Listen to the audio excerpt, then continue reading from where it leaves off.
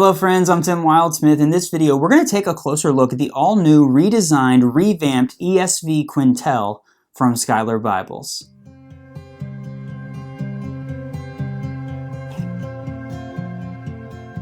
One of Schuyler's most popular Bibles is the ESV Quentel. They've been producing it for years and years, and they've made a couple of tweaks along the way, but their newest batch has the biggest changes ever. They've decreased the type size, they've bolded the typeface, and they've added ornamental drop caps. This is my copy of the ESV Quentel. It's actually older than the most recent edition. This is a 36 GSM ESV Quentel with the creeds and the confessions in the back of it. Since they made these, they started making Quentels on 28 GSM paper. I have one of those right here in the NASB, an NASB 28 GSM Quentel. So I'm going to do an overhead and show you how these compare. So I've got two of kind of the older style, and then a few years ago, maybe 2 years ago, they released an RSV Quentel where they made all of the same changes that they've now made to the ESV. They decreased the typeface from an 11-point Milo to a 10-point. They slightly bolded it, and then they added ornamental drop caps. The same thing happened with their NLT Quentel when they released that a year and a half ago. I have said on record in my video reviews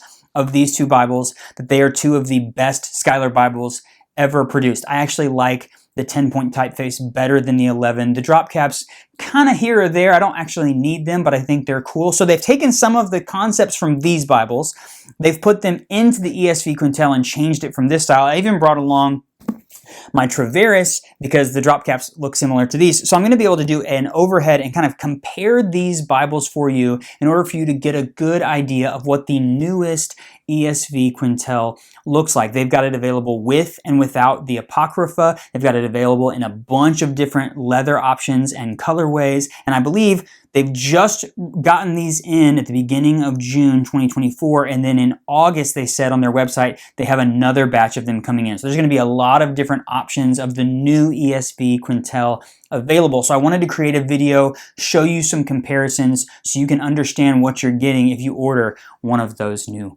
Bibles. Okay, this is the 36 GSM ESV Quentel on the right, black goatskin. Look how thick that is. Now this is 36 GSM paper, which is thicker, plus it's the Creeds and Confessions edition. So, but just to get a good look at this, this is what the Quentel used to look like. An 11-point Milo typeface with red accents on the page, and the chapter numbers were in red. That was kind of the standard look for all of the different Quentels for probably close to the first 10 years of Schuyler making Bibles. They made some changes, so that's the one I have. This is the NASB Quentel in slate goatskin. They don't do this anymore. It's kind of a grayish color. This is on the 28 GSM paper, same design. They have not updated the NASB. So for those of you who want to see, I get these questions all the time from people who want to know about 36 versus 28. Let me find a paragraph format section so it's more even to even. Look at this. 36 GSM 11-point on the right, 28 GSM on the left. Is the right more opaque than the left? Yes, a little bit. It's not crazy. Like that, this 28 GSM paper, there's not like a crazy amount of ghosting on that page versus this one. I can see the difference with my eye, probably better than you can through the camera, through the screen, but it's not that much. And so a lot of people say, oh, 36 is so much better. I understand why Schuyler would want to go with 28 because it makes the Bibles thinner, it makes them less heavy. So it's a little bit, it makes sense to me when you're not getting that much more. Is there more ghosting? Slightly, but it's very, very nominal. So I'm going to take the ESV 36 and set it aside. Now I'm going to move this one over, and then we're going to bring in the RSV Quentel. This is the closest thing I have to what the new ESV Quentel looks like because they shrank the type down to a, not shrank is a weird word to say. They decreased the type size down to a 10-point typeface. They slightly bolded the typeface, as I mentioned earlier, and then they added drop caps. So instead of having chapter numbers, see there, red 39 in the old Quentel, see if I can do this. Instead of having chapter numbers, they've now got drop caps, and then the chapter numbers are in this little symbol at the top of the page. Look at that. A really nice, lovely 10-point typeface. I'm someone who used to say that I thought the 11 was almost too big. And I know some of you, I get a lot of comments from people who want larger printed typefaces in Bibles, but I think the 10 looks really nice on the page. And again, I don't know if you can tell, they slightly bolded from the 11 down to the 10. It's just a little bit more hefty and chunky of a typeface. Still the same Milo typeface, but 10 point, slightly bolded, and then they added the drop caps. These are not the drop caps and the little symbols there that are going to be in the ESV. So here's a look at the NLT I mentioned a minute ago. So you can see for the NLT they did a more modern drop cap. Makes a ton of sense to me. These little like line spear looking things for the chapters. This is the same 10-point typeface. This is the same bolded 10-point, slightly bolder 10-point typeface,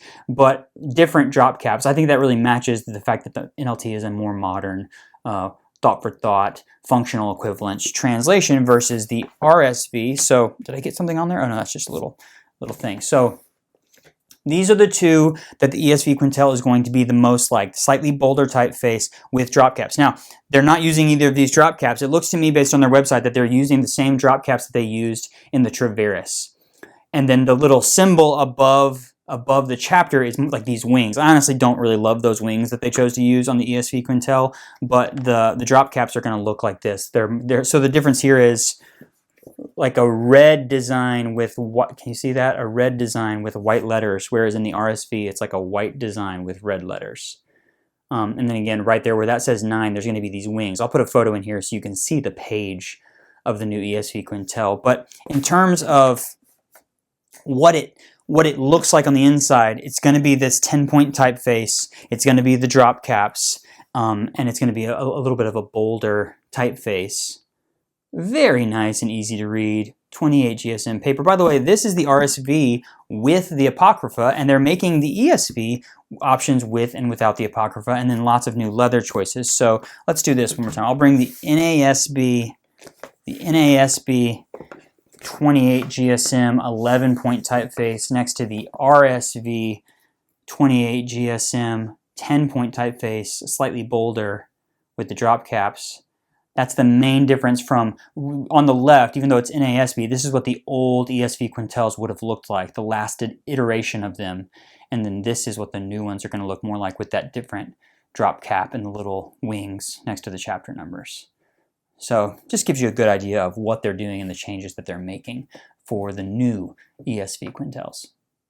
So there you have it. The ESV Quentel has changed. It's now available from Schuyler in that new 10-point typeface, slightly bolder font with the drop caps. I would love to know what you think of this change, so leave me a comment and let me know. I'll put a link in the video description where you can go see what the available options are as far as colorways go, prices, that sort of thing in the new ESV Quentel. And stay tuned to my channel. You're going to want to subscribe to my channel because there's some new things coming from Schuyler very soon that they have decided they're going to share with me a little bit early so that I can share them with you. I'm excited to tell you what that is in an upcoming video. So this was a lot of fun. Please like the video. Like I said, subscribe to the channel, and definitely come find me on Instagram and Facebook. I'm having a lot of fun on social media, and I love meeting people there as well as right here on YouTube. Thanks so much for watching, everybody.